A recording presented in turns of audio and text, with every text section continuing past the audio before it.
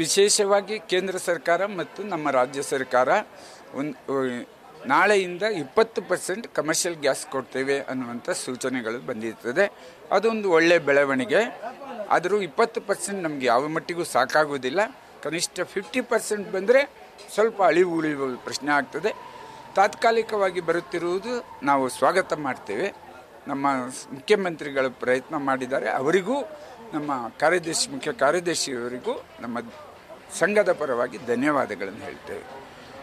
ಇನ್ನು ಹೇಳಿ sir, hotel ನಡೆಸೋದು ಕಷ್ಟ ಆಗ್ತಿದೆ. ಲಾಭ ಬಿಟ್ಟಾಕಿ ನಷ್ಟದಲ್ಲೇ ನಡೆಸುವಂಥ ಸಿಚುಯೇಷನ್ನ ಹೋಟೆಲ್ ಉದ್ಯಮ ಅನುಭವಿಸ್ತಾ ಇದೆ. ಅಂದರೆ ಒಂದು ಕಮರ್ಷಿಯಲ್ ಗ್ಯಾಸ್ನ ಬೈ ಮಾಡಬೇಕಂದ್ರೆ 4-5 ಸಾವಿರ ಎತ್ತಿರಬೇಕು. ಸೊ ಎಲ್ಲವನ್ನ ನೋಡಿದಾಗ ಲಾಸಲ್ಲೇ ಹೋಗ್ತಾ ಇದೆ ಸರ್. ಖಂಡಿತ ಇದು ಅನಿವಾರ್ಯ ಪರಿಸ್ಥಿತಿ, ಯುದ್ಧದ ಪರಿಸ್ಥಿತಿ.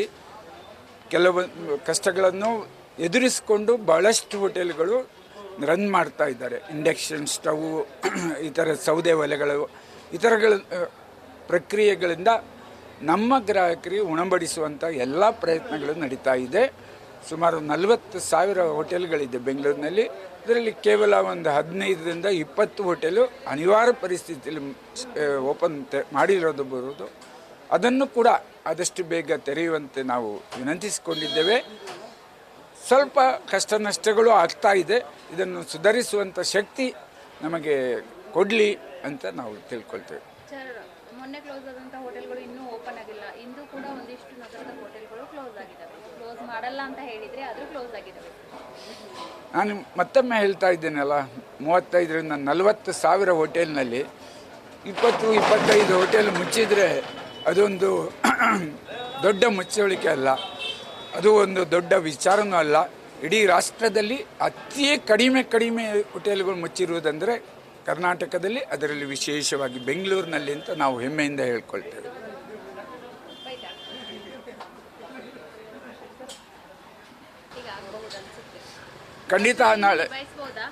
ಖಂಡಿತ ನಾಳೆ ಸಂಜೆ ಒಳಗಡೆ ಪೂರೈಕೆ ಆಗುತ್ತದೆ ಅಂತ ನಮಗೆ ನಂಬಿಕೆ ಇದೆ. ಈಗಾಗಲೇ ಆ ಸೂಚನೆಯನ್ನು ಕೊಟ್ಟಿರ್ತಾರೆ.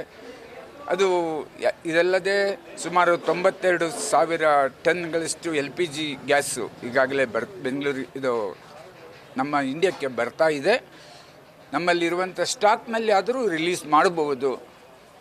ಡೊಮೆಸ್ಟಿಕ್ ಸಿಲಿಂಡರ್ ಪ್ಯಾನಿಕ್ ಬುಕ್ಕಿಂಗ್ ಆಗಿರುವುದರಿಂದ ಸ್ವಲ್ಪ ಕಮರ್ಷಿಯಲ್ಗಳಿಗೆ ಅವರು ಹಿಡಿದಿದ್ರು. ಮುಂದಿನ ದಿನಗಳಲ್ಲಿ ಹೆಚ್ಚುವರಿ ಸಿಲಿಂಡರ್ ನಮಗೆ ಸಿಗಬಹುದು ಅಂತ ಆತ್ಮವಿಶ್ವಾಸ ಇದೆ.